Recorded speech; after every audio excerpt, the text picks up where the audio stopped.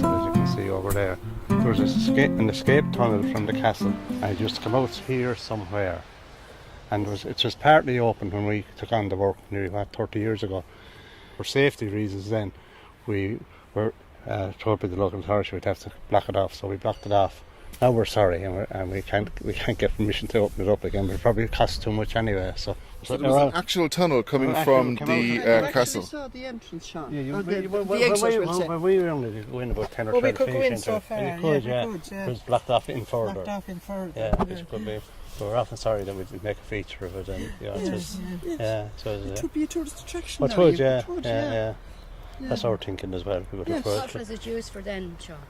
Sorry? Why was it built originally? Escape tunnel from the castle. Oh, an escape. Oh, it's there. Oh, There's one. The graveyard dates back to the 11th century. There's something like 432 headstones here, and some of them, those stones you see in the ground there, that's actually someone's headstone. They hadn't money to put up a headstone. They were put a stone in the ground, and that's it. And they're a nuisance when you're trying to cut the grass, but they're there. And do you have any idea of the date that the tunnel would date from? Well, it would have to relate to the castle and the graveyard, because as I said, this is here since the 11th century. The castle goes back like something similar. So there's some time. Oh, it's hundreds of years. I mean, it could be 1,000 years. You know what I mean? It was there for, as I said, when we were young lads, and that's a good few years ago now. And yourself and Carmel mentioned there earlier that you have memories of playing about at the entrance to the tunnel. Yeah, this was one of our playgrounds. You had grass or hay, 4 or 5 foot high, and you could hide in it. It was a great place for playing hide and seek. Hide and seek.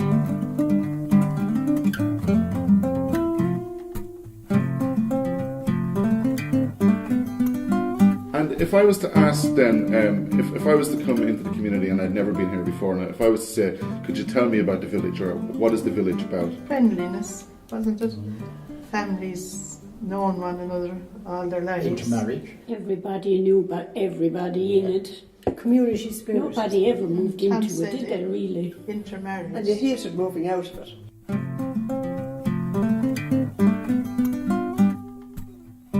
And we're standing on Patrick Street, and we're outside what's now Hot Shots Photography. Yes. And the ladies are just going to tell me just what this building used to be years ago. It's a lovely shop. Mrs. Hurley was her name, sweet shop, and she had homemade ice cream. You go in there to the little parlour if you had money. And so what specific memories would you have of the sweet shop then when you were quite young? Of trying to get the money to get an ice cream. It was a general grocery, and we got our milk and bread.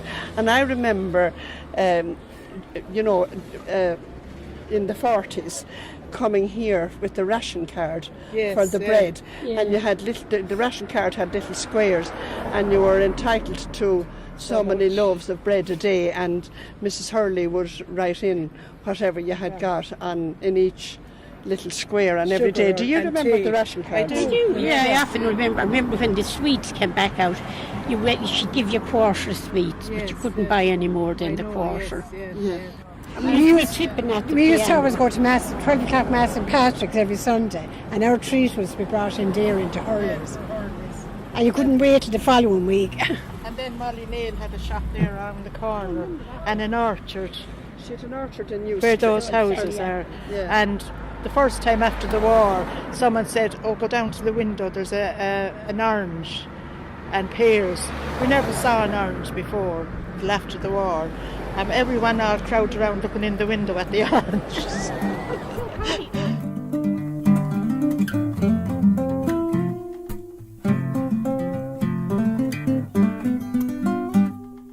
Could you describe what was generally known as the village area? It was from the arch to the pub. That's what we always knew. That was the village, and it was it was a lovely place to live, really, because everyone, the whole of life was there in that little space. There was so much going on in it.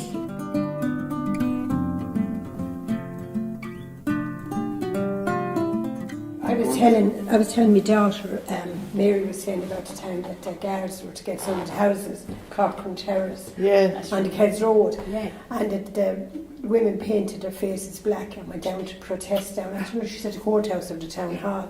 And I was telling my daughter, she said, Mammy, she said, Robbie, our son, he'd love to hear all the history about Yeah. that. I mean, he's only 15. So I was only telling it to her, kind of thing. But that's something to can pass it remember on. now. Yeah. So you could hand down some of that. Yeah. We'll have to get Mary to recount that story Yes, again. the next time we have her. Remember that she said The about, daughters, the children. Just made them all look Say they wanted dirty. that change. Yeah.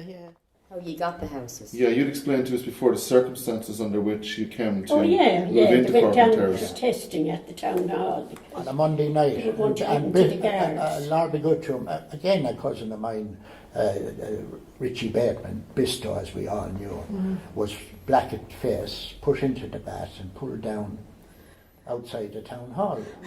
Because Bisto was young. Well, you too as well. Mary was well. There was a few in bats. Yeah. And the band went down and everything. Of course, the Borough Council or the Corporation used to meet on a Monday evening. Of course, they were nearly barricaded in.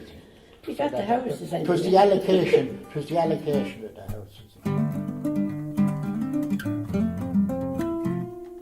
Yeah, but they'd add on big stories. One would tell a story, Yeah, another yeah. would have to have a better one. Yeah. You know that. My father Right. had one about Yeah. coming across from working late and needed to stay pitch dark, Yes. 11 or 12 at night. Yeah. And he could hear these chains rattling. Yeah. We used to Oh, love. jeez. He used to tell us this story regularly. Yeah. We still love it every I time. know. And what did you do then? And I looked back and there was nothing there. And I went on again. And when I walked, the chains rattled behind him. No one on the street, only him. Oh God. And eventually he got up to this corner and he stood to see who was coming. And it was a donkey And or a goat with the chain on that had broken loose that was walking behind him. And when he'd stop, the goat would stop. Oh God. But we'd still be all nervous the next night. Yeah. Tell us the olden days, Daddy. I Tell know, us all yeah, the stories. sure, It was a great story. It was a great story.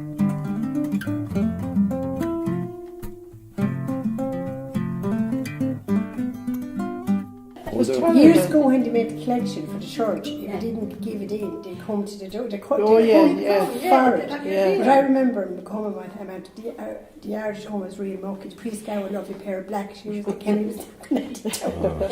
And he said to my father, I'm here to collect the money to put the roof on the church. And my father looked up at our roof and he goes, I'll put a roof on that first before I'll put a roof on the church in Ballygallen. And he got into the car and that was it. That was it.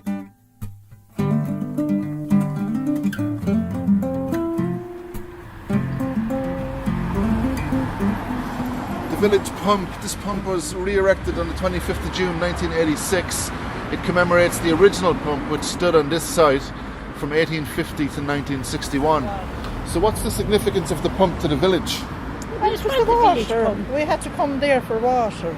You know, lovely, beautiful water out of it, wasn't it, Mary? It was out to the very path there. Yeah, it was it on a was, view. yeah. You could sit on it, sit around. It was the around pump. a big square And, thing on it that you could sit on it. A bit of a plinth that you could actually Yeah, sit on. yeah. we were down with the Batemans and all. We used to all Singing sit there and sing every the night night was nearly. lovely, yeah. And the boys would be playing pitch and putt there. Now, you know, tossing, isn't it? Not pitch and putt, tossing money. And there'd be a group there at the wall.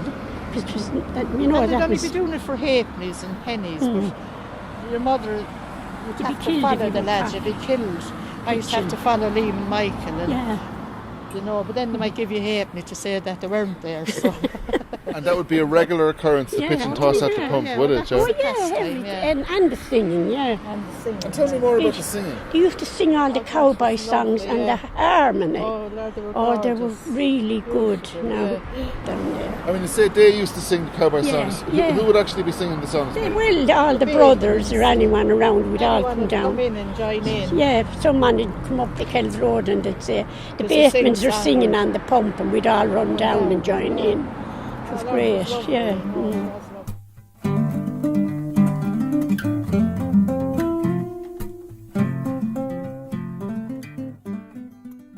There's bosom and be the name of my Hogan, and he's tasting me out of me life. He got a fine daughter named Bridges, and he wants to make her my wife. Oh, she stands 6'4" in her stockings, and her waisted me said would make 3, and whenever I'm standing beside her, me elbow just reaches to her knee. Oh, St. Patrick, St. T and St. Patrick, all the pictures that hang on the wall, oh, I'll throw them all into the bargain if you'll marry me daughter at all. Well, I'm married now to Bridget Hogan, and she's mine for better or worse. But instead of a blessing she brought me, she seems to be more like a curse. Oh, she fights me, she bites me and flails me. Oh, she tries me lest I'll run away. Oh, my 6'4" beauty's the caution. Sure, father was worse for to say. Oh, Patsy, will you marry me daughter? Patsy McCann, you're the boy I love best. 10 golden sovereigns down will I lay you at 3-legged stool and a fine feather bed.